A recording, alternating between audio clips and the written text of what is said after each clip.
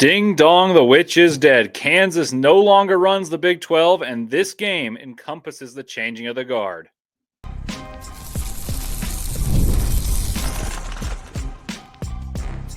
You are Locked On College Basketball, part of the Locked On Podcast Network. Your team every day. Hello and welcome into the fourth episode of Locked On College Basketball Game Night, where we get to talk about the nitty-gritty of the games we saw this weekend, give you live reactions, and much, much more. I'm Leif Thulin, host of Locked On NBA Big Board, credentialed NBA draft analyst, contributor on Locked On College Basketball, and I'm excited to host a show about what I love most, Saturdays, chock full of college hoops. Thanks for making Locked On College Basketball your first listen each and every day, part of the Locked On Podcast Network, your team every day. Before we get started, I want to thank Game Time, as today's episode is brought to you by Game Time. So download the Game Time app, create an account, and use the code LOCKEDONCOLLEGE for $20 off your first purchase. In the first segment, we're going to talk about the big-time matchups between conference foes, where the Jayhawks defended home turf, or so we thought, against the vaunted Houston defense, and Houston's defense prevailed. And then we're going to talk about when Auburn dispatched of Tennessee, but only narrowly. In the second segment, we'll discuss some teams that performed miraculous escapes to avoid mistakes in conference play, to capture wins that we've seen can be proven elusive, and some less fortunate, and the upset fever caught up to them. And in the final segment, we'll discuss some underappreciated teams who have been performing well all season long by the eye test and by the metrics. So let's dive right in. Kansas has been an impenetrable fortress. For years and years, you don't win when you enter Phog Allen Fieldhouse. They don't lose at Phog Allen, and in comes the conference champion from a year ago. In their first season, Houston and Kelvin Sampson rolled into the Big 12 and won it. And they play a vulnerable Kansas team. So who comes out on top? The 314-18. That's a 95% record in Allen Fieldhouse for Bill Self since he's been there. He's had 7 undefeated seasons in Allen Fieldhouse. In fact, the last couple of years have led to most of those 18 losses. So who's going to win this? Kansas, number 12 in the country, but seems like a down year because we thought they'd be the number 1 team in the country. Or Houston, who's starting to round into form after a decent, not great, November. And now they're undefeated in conference play. Well, Kansas set the tempo. They scored at a decent rate against Houston, which is really hard to do, shooting 48% from the field in the first half. When Houston allows a country best 35% for their opponents. 35%. That's not three-point field goals. That's field goal percentage. Houston was able to overcome this all. You think Kansas is going to find a way to win, and you certainly would think that later on, but Houston was over to overcome this all. They were able to overcome every obstacle Kansas put in front of them. Kansas set the tempo. They led at half. Houston had the second half at their tempo. They dictated with a 15-2 run. But then Kansas figured out a way to punish their inability to shoot. They played 2 bigs. Flory Badunga and Dickinson were able to combine with high lows that looked like Jamari Traylor and Perry Ellis of years ago. It was pretty. Bill Self looked like he had the answers. Badunga and Kansas put themselves in position to win late. And it was a terrible, terrible close by Kansas. And Houston, on the other hand, showed their mettle. And as a great defensive team, they imposed their will, but you'll never see a Bill Self-coached team get the ball and then have a call a timeout. And Bill Self says, you know what, guys, we're going to drop this play, get the ball in, only to not be able to get the ball in again. Not get the ball in again. And they were up 6. And then it goes to overtime. And you say, wow, like Houston's got all the momentum. Oh, no, Kansas is up again by 6. Let me reiterate this. Kansas led by 6 with 70 seconds left in regulation. Houston sent the game to overtime because of Kansas not being able to get the ball in bounds and not make free throws. Bill Self-coached teams never struggle to do those things. So Houston sent the game to overtime. Then in overtime, Kansas led by 6 with 10 seconds left in overtime. Houston sent the game into double overtime, and you never see Kansas turn it over late in the game. You always see them get great shots that are coached up. They have the great decision maker in DeJuan Harris, who's always applauded for his play. They have Hunter Dickinson, who gives them a nice release valve, but they couldn't even get the ball in bounds after calling timeouts. They couldn't get stops, and they fouled inexplicably. All the things that you coach not to do, Kansas did, And Houston, on the other side of things, was able to overplay all these guys and force mistakes. They weren't burned for overplaying. They weren't burned for their overaggression. They weren't burned for poor shooting performances. Their culture and toughness shined through and found a way to win at the vaunted House of Horrors for every team in the Big 12, and it's not punishing Houston. Houston was actually a narrow favorite in this game, and I guess deservingly so, but you'd think Kansas sees that and it's bulletin board material and they're going to win. I associate Bill Self with X and O brilliance, and they turned the ball over 3 times, 3 turnovers on inbounds with timeouts and pockets. Everything that could go wrong went wrong. Per KenPom, this is to illustrate how crazy the finishing touches of this game, both in regulation and in overtime, were. Per KenPom, Houston had a 0.4% chance to win when Kansas had the ball and a 6-point lead with 20 seconds remaining in the first overtime. That makes Houston's eventual win one of the most unlikely in any of the 1,487 games between AP top 25 teams over the last 15 seasons. Not to mention, they forced overtime trailing by 6 with a minute to go in regulation. So let's go to Houston. They're the winners. It does feel like a changing of the guard. Houston has the control of the Big 12. They won their opening year, but they had Jamal Shead. They don't have Jamal Shead. They lose in overtime to Alabama. They lose in overtime to San Diego State. They don't look as good. They also lost at home more or less to Auburn, but Auburn, that seems excusable because they're the number 1 team in the country. But in all those games with teams that can match them athletically and physically, Houston has come up short, and they finally get the win at Kansas. It was lucky, but they did it. It's unbelievable mental fortitude. They were able to overcome all these obstacles, the road team, against an amazing home crowd and a team that's really good, that has all the talents in the world that hasn't coalesced, but it's still a talented roster. Houston was able to score late in games when they need buckets. That's been the criticism, that they don't score easily enough. Well, they scored and scored quickly when they needed it desperately, both because their defense set it up and they made their free throws to send it to overtime. Juwan Roberts, sensational game. Outplayed Hunter Dickinson, and they won with heart. Every 50-50 ball in overtime and second overtime, Houston. They deflated Kansas, stole their soul, and won a game at the vaunted Allen Fieldhouse. The belief was palpable through the TV that they believed they could win, and by the second overtime, Kansas believed they could not. You can't buy culture. Kelvin Sampson created this culture, and he's got the ball rolling at Houston. They lose an All-American, perhaps the second most valuable player in all of college basketball last year, behind Zach Edey. And I think you could make an outside case that Shed was the most valuable, because if you took Zach Edey off Purdue, which you now have, you look at the team, and Trey Kaufman-Wren's an all-Big Ten caliber player in the same position. He's not as good, and they're nowhere near as good. But Houston loses their heart and soul, the best defensive player in the country and their best offensive player, and they find a way. They find a way. That's what Houston does. And their culture and coaching, tenacity, everything shined through and beat the team that was bought. Kansas bought their team. They bought A.J. Storr for over $1 million. They brought in Rylan Griffin, who actually had an excellent game, to complement Hunter Dickinson, who they also bought in the transfer portal, to complement 2 winners in the program of K.J. Adams and DeJuan Harris. Shaquille Moore's brought some life. Diggy Coit has brought some life, but they can't figure out how to play these guys together. Zeke Mayo has been very good, but he also was bought, and they can't figure out how to play together, and that has seemed like the biggest issue. I thought it would be babysitting for Kansas. Would Bill Self be able to babysit all these egos, manage them properly? No, he hasn't been able to get these players to score in a way that you score. Bill Self typically is an X's and O master. You haven't found A.J. Storr the ability to go downhill, because what you want is him to shoot, because they have 3 inept shooters. But he's not a catch and shoot guy. He's a driver. That doesn't fit. Rylan Griffin, it does shoot, catch and shoot, but he's kind of been in and out of the starting lineup, in and out of different roles. It's interesting. So culture bought the price tag.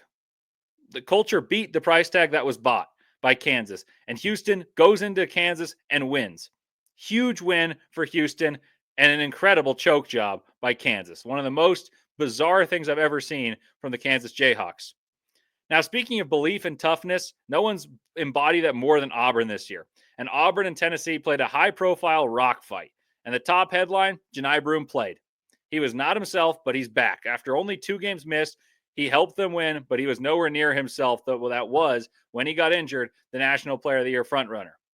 He's back, though, only 2 games, and it was expected to be a month, so that is great news. At one point, Auburn was 3 of 22, aside from Broome, who was at that point efficient, and Broome ended that half pretty efficient, but wasn't moving great. Well, he finished with 16 points on 19 shots and could not move, was attacked defensively, but he had 16 points and 13 rebounds. Huge. So it's massive to have him back. It's great for college basketball, and it's great for the team that I think has a claim to say they're the best. Auburn in this game proved they can win while Broome's hampered or without Broome. We saw them win 2 games before that. And they also proved they can win while shooting poorly. And that's huge. And Tennessee, I've been critical of Tennessee for a while. I don't think they're a true contender, and I still do not. But Tennessee proved they can compete with anyone, anytime with their defense alone. But it's a scary way to survive. And Auburn had just a little bit more juice. Both teams shot under 20%.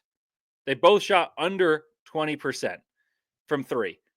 And you got to find a way to win, and Auburn did. They have been super spurtable, meaning when Auburn gets hot, they get, Janai Broome scores a little layup. He scores a jump hook. They score in transition. That's all great. But in the half court, how does Auburn score? It's been 3 balls from Chad Baker-Mazara. It's been 3 balls from Kelly. It's been Tahad Pettiford scoring out of the pick and roll. None of that really worked today, and they still found a way to win because when the going gets tough, they're great defensively too, and they have that juice I talked about in terms of the potential to have a knockout run. Evan Mia calls it kill shots. Auburn definitely leads the nation in those type of runs and just these dominant momentum swings that Auburn can provide when Janai Broome's healthy. They didn't get it today, and they still found a way to win, and that's huge.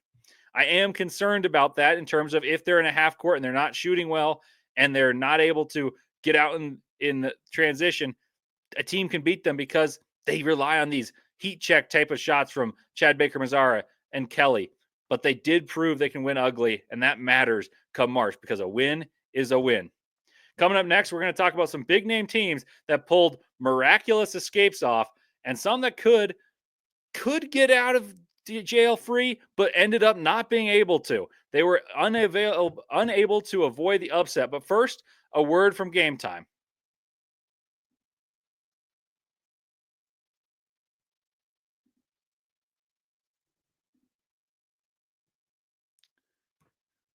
Attending NFL playoff games is an experience like no other. The energy, the excitement, and the connection with other fans is just unmatched. I remember the thrill of seeing my favorite team clinch a playoff win live. It's a memory I'll never forget. This year, Game Time makes it even easier to create those unforgettable moments with their new feature, Game Time Picks. It filters out the fluff and shows you only the best deals on great seats so you can focus on what matters, being there. I use Game Time Picks to grab tickets for an upcoming playoff game, and it couldn't have been easier. I found a super deal that gave me incredible value for amazing seats, and I could even preview the view from my spot before buying. The all-in pricing is a game changer. No surprise fees at checkout. Plus, knowing my tickets are backed by the Game Time guarantee gave me complete peace of mind, and believe me, that's important. They have curated deals that make it easier to find the best price on great seats, and one that really stands out to me is called the Super Deal. It's the best value that you can get for that event, and the seat views are vital. You don't want to have a pillar in the way or something blocking your view of what you paid hard-earned money to watch. So get on-time ticket delivery, lowest price guarantee, event cancellation protection, job loss protection, and much, much more that makes this a guarantee. Take the guesswork out of buying tickets with Game Time. Download GameTimeApp.com or download the Game Time app, create an account, and use the code LOCKEDONCollege for $20 off your first purchase. Terms apply. Again, create an account and redeem code LOCKEDON, LOCKEDON, college, COLLEGE, for $20 off. Download Game Time today. Last minute tickets, lowest price guaranteed.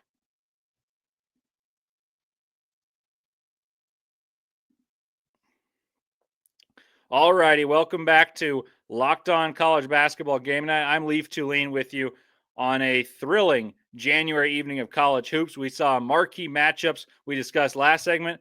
Well, many ranked teams were tested today, just like the ones we mentioned prior, and some emerged victorious and others fell to conference foes, springing booby traps on them. Let's talk about who may be the best team in the country right now first. That's Duke. Duke's win wasn't pretty whatsoever.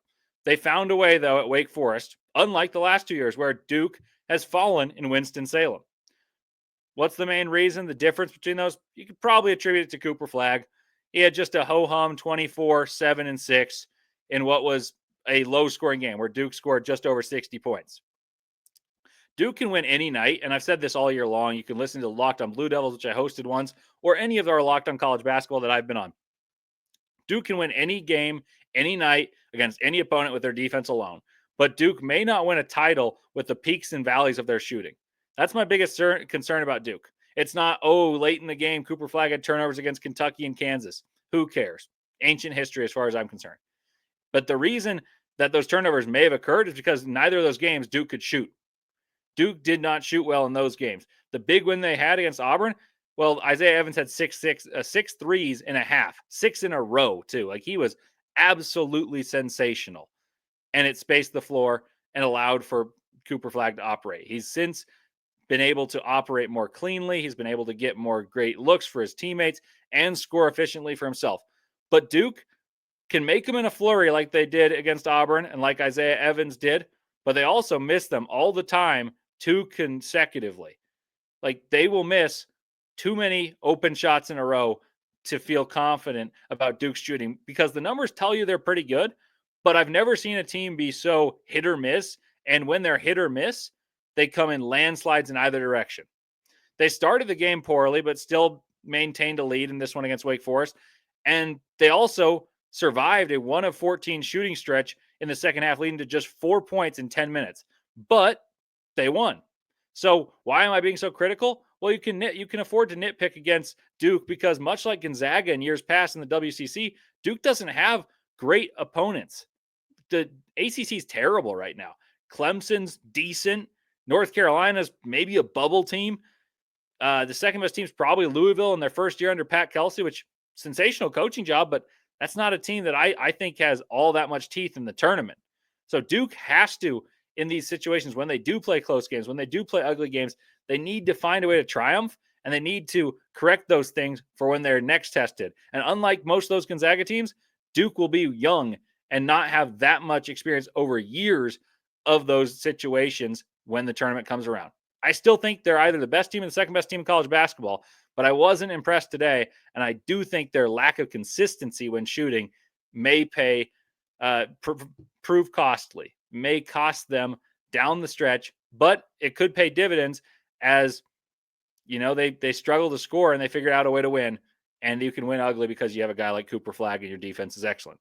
So let's talk about Duke's rival, UNC. I briefly mentioned they're a bubble team right now, but they pulled a Houdini act forcing overtime against Boston College. Perhaps they're fortunate, much like Houston was in turnovers and self-inflicted wounds by Boston College, but they found a way behind Seth Trimble's 18 and 12, including a layup to force overtime. North Carolina desperately needed that win after losing to Wake Forest and Stanford. And they were lucky to get it, but every win counts for the Tar Heels. On to another blue blood on upset watch. This game had a lot of twists and turns throughout. Vanderbilt and Kentucky. Vanderbilt led by 14 at half, and then Kentucky stormed back, but Vandy used a 6-0 run in the final minutes to push past the Wildcats. So what does this matter? Like, why does this matter? And what are the storylines from this game? Because we always talk about, the SEC is going to eat their own. There's going to be cannibalism in the SEC. Well, the reason this matters is Vandy is probably another tournament team from the SEC and one we didn't expect. So maybe there's even another tournament team, or maybe you can push Arkansas out and insert Vandy, but that's a tournament team. And then perhaps more importantly to more people, Kentucky's defense is terrible. Mark Byington's squad, by the way, shout out Mark Byington from James Madison. He goes to Vandy, turns this program around, plays small ball, but their undersized squad sliced and diced and just penetrated at will against Kentucky's defense, got to the rim at will, put the ball in the glass, and put the ball in. They were able to get what they wanted from the get-go. They were up 14 at half. Kentucky made a big run. Seemed like Kentucky had the momentum. And then in the final minute, it was 6-0 Vandy. And Kentucky's been good in close games. I will mention Kentucky did not have the services of Andrew Carr, their starting power forward, but this is a team we talk about how great their depth is. This is a team that we have said, well, you never know who to take away because they've got so many players. So yes, Carr's absence does matter, but I don't think you can use that as the biggest excuse. And it certainly doesn't explain why they're 80th in KenPom. They have the best point guard defender in the country, perhaps, in Lamont Butler. They have Otega Away, who, when I talk to NBA draft people, they talk about Otega Away and having a comparison to Lou Dort. So they have individual defenders. Amari Williams was a multiple-time defensive player of the year in his conference before transferring to Kentucky. They have guys, they're just not defending well as a unit, and it's becoming issue. So it may become a recurring theme because they've dug themselves holes. They came back against Gonzaga. They came back against Duke. Too deep a hole to dig out of, and it's becoming more and more likely that Kentucky is going to have to play in those type of games where they trail and they find themselves down in games, and this time they didn't have enough. Kentucky, we know, can score with anyone and may be able to collectively outscore you and out-execute you late with the X's and O's that Mark Pope's drawn up, and he's been applauded for those efforts all year. But defensively, I think it leads to Kentucky being vulnerable because too many teams will be able to stick around with them due to the ineptitude in man-to-man defense. They found ways to win some games with a gimmicky zone, and that's great. I'm a fan of zone. I think throwing it in as a changeup is great, but you need to improve the defense man-to-man to be able to win some of these games. They've lost to Georgia at Georgia. They've now lost to Vandy at Vandy, and these are the teams that if you are going to win a national championship, you probably are going to win on the road against these teams. Auburn did so without Janai Broome, beat Georgia. Auburn found a way without Janai Broome to win another game as well. And then with Janai Broome compromised, they found a way to win a game that's total score added up to 104 points. I don't think Kentucky has those same solutions to put themselves in national championship contention. That's not saying anything new. I haven't believed they've been there anyway. But Kentucky's a top 10 team, and you don't see top 10 teams with 80th ranked efficiency defensively. I believe Vandy has cemented themselves as a tourney team, improved their potency on offense, and that really does matter. So the last team may not seem like they escaped right here, transitioning here. Kentucky, we talked about them. Here's a team that did escape, but the scoreline would not suggest they escaped because they put it beyond all doubt. The scoreline would deceive you. Iowa State won against Arizona State by 15, but trailed plenty in this ball game and really struggled at times. Iowa State in the last two games has had two different players score 30 points, and one started at Buffalo and the other started at St. Mary's. TJ Otzelberger is finding the perfect players to complement his team and his style. Curtis Jones, by the way, might be the front runner for the Big 12 Player of the Year, and he was a bench player for most of the season. How crazy is that? I'll elaborate. Crazily enough, we expected Tamin Lipsey to be the best player on this Cyclones. He was an all Big 12 guy last year, so not a crazy assumption. Well, then it was Keyshawn Gilbert, who was an All-American candidate to start Big 12 play. He was in most of the discussions, at least as a third team. Most places I looked said second team. I don't think he was on first team, but it wouldn't have been the craziest thing to see him as a first-team All-American. And now their best player, maybe undeniably, is Curtis Jones, who since joining the starting lineup for the Cyclones is averaging 24 points and 7 rebounds while shooting 44% from deep. Cyclones have 3 guards that are all Big 12 worthy. They're doing this without Milan Momcilovic, who is their highest rated recruit. They bring in 2 transfer bigs in Joshua Jefferson from St. Mary's, who scored 30 in a previous outing, and also had the game-winning free throws in sequence against Texas Tech, who's a very good team that they were able to beat on the road. And then they brought in Deshaun Jackson, who really helps, along with Chapman. This team has got a lot of solutions. I think they need Momcilovic to be a real contender, but this team has found solutions. And when they've played close games, they played a close game that got tight against Marquette, who's been top 10 all year. They put them away beyond reasonable doubt and covered the spread easily. They played a tight game in this one, won by 15 on the road. They played Kansas. It was tight for a moment. They won easily. They've found a way in a game that they shouldn't have won to win against Texas Tech in Lubbock. Texas Tech is top 10 in KenPom. Crazy.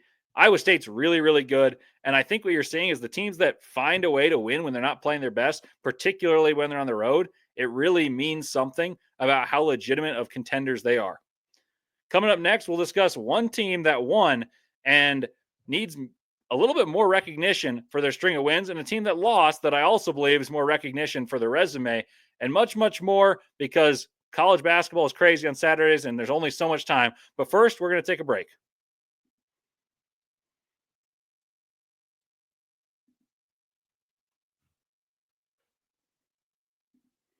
All righty, welcome back.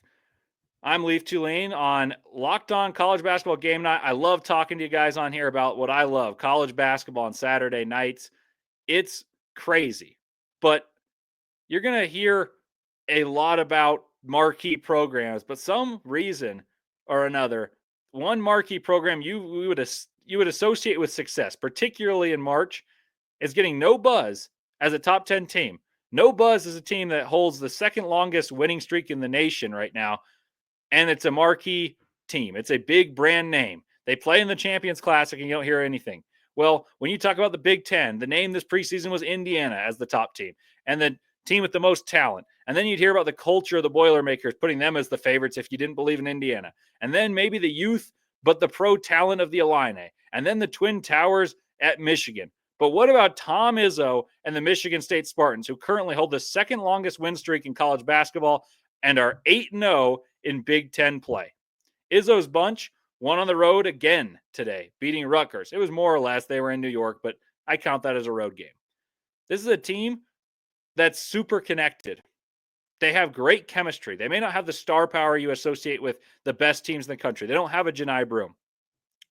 They don't have a Cooper Flagg. They don't even have a Xavier Tillman, much less a Cassius Winston, much less any of their previous stars from the teams that have made it far, or even a Denzel Valentine from a team that was a title contender but that got ousted early. They don't have that. But what they do have is an egalitarian attack, a team that believes in one another and has found a way to play and win close games by having multiple players win. We talk about Kentucky, the unpredictability of Kentucky and who's going to score when, who do you take away at the top of the scouting report? Well, maybe no team's more balanced than Michigan State. Michigan State last year had Tyson Walker to lead the troops, but now you kind of don't know who to guard. Tyson Walker was excellent. I loved watching him play. But this Michigan State team seems more legit, even though they have less go-to ability and maybe even less veteran leadership. So what are the changes? Let's start at the most important position. That's the point guard. Jeremy Fears is way better than Hogard. And that's not a shot at Hogard. He's playing at Vandy now. He was productive. I thought he'd be really good, but he just didn't fit what Tom Izzo does. Fears, his numbers may appear pedestrian, but he guards very well. He sets pace. He facilitates and leads. In fact, Izzo called him one of the best leaders he'd ever been around last year before Fears actually got to play much and before Jeremy Fears was shot in the leg so he couldn't play the rest of the season. Now he's the floor commander with even more leadership and more respect from his teammates. What else has them rising up the rankings and continuing to win games? Akins leads the way with 14. The next up is Jace Richardson, son of Jason Richardson, a freshman who I wouldn't describe either as dead-eye shooters, but they're starting to knock down more shots, and that's scary because both are excellent slashers. Richardson has 9. Akins about 14. Richardson at 9. But then 8 players, including those two, score more than 6 per game, and 7 score more than 8 per game if you round up by 0.1 for Jeremy Fears, who's at 7.9 points per game. So that egalitarian attack is leading to success. It's not a prolific attack, but this is a team that is surprisingly efficient, knows what they do well. Now let's look at the statistics even further. They average 18.3 assists per game, which is 10th in the country, and that leads to a lot of players getting the ball. As many of the broadcasters say, they're sharing the sugar. They score. You don't know where they're going to score from. And despite poor shooting percentages, both from 3 and at the free throw line, they find a way to score efficiently, which I'll explain a surprising metric to you in a moment. Then what you do expect from Michigan State is you expect tenacity on the glass and rebounding.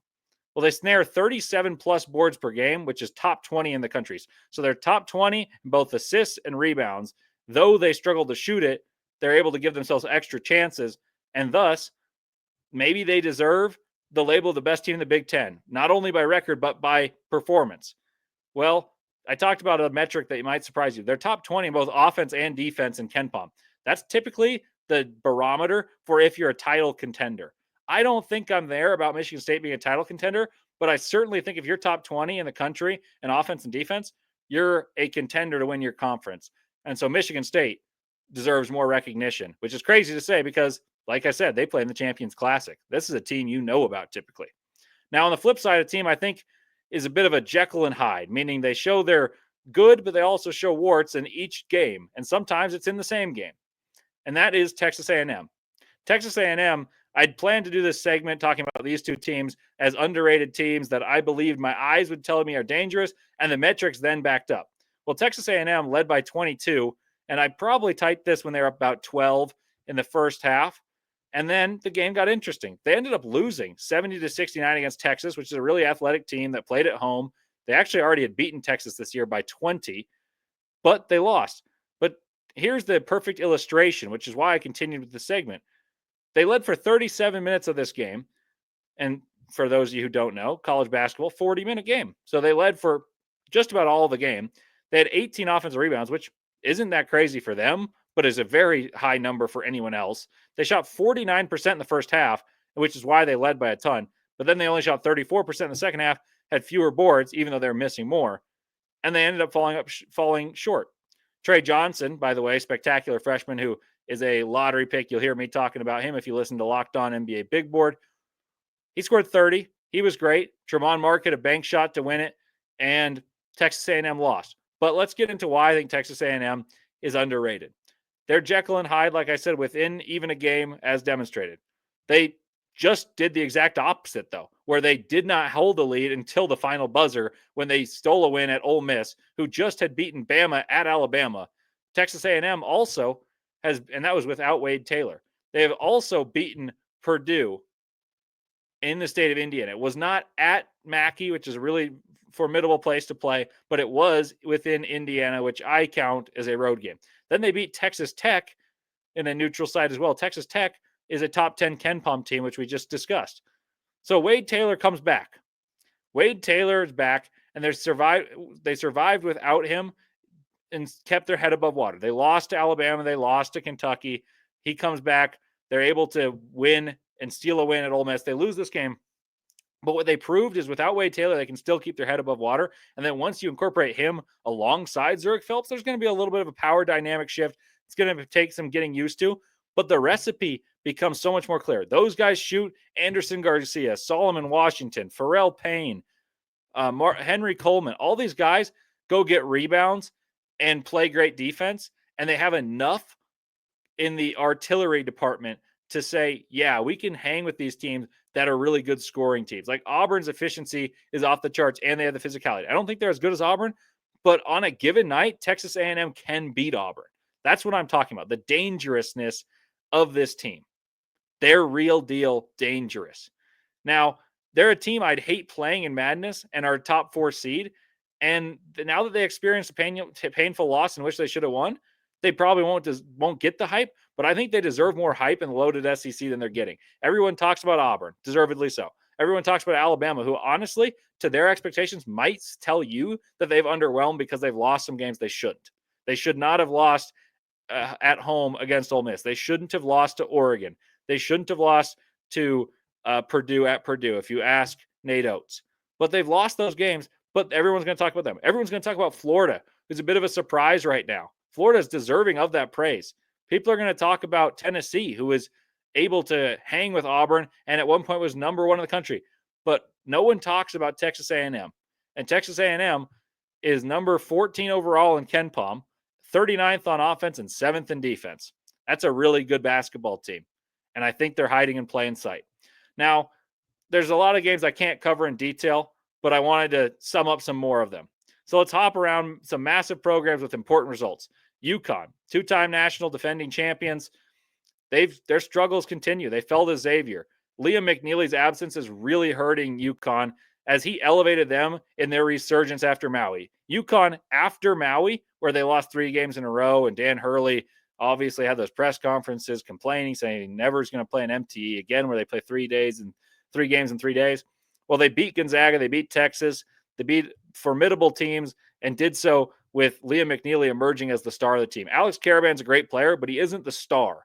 Solomon Ball is a really good shooter, and he's a very formidable player in the Big East. He should be all Big East, first team, in my opinion. That said, the star of the team, if you had to choose one, when they're playing their best, the best player on the floor has been Liam McNeely. Well, he's been out, and that absence is really hurting them. With him, they're a top 10 to top 15 team. Without him, they may not be, and the numbers would suggest that they aren't because they lose without him, and they barely have beaten some bad teams without him as well. So that's not a recipe for long-term success. Oklahoma also beat Arkansas at Arkansas, and Calipari's seat and or the heads of Arkansas supporters must be getting very, very warm. I've never been a Calipari guy. I don't think he's a good basketball coach, and I think this year you're seeing recruiting's only getting you so far. You got to build a culture. Oregon was easily dispatched by Minnesota. Oregon's a team that started off the year red hot, beating Alabama as the cherry on top, but since they've struggled mightily and aren't doing as well as I had thought they would in the Big Ten.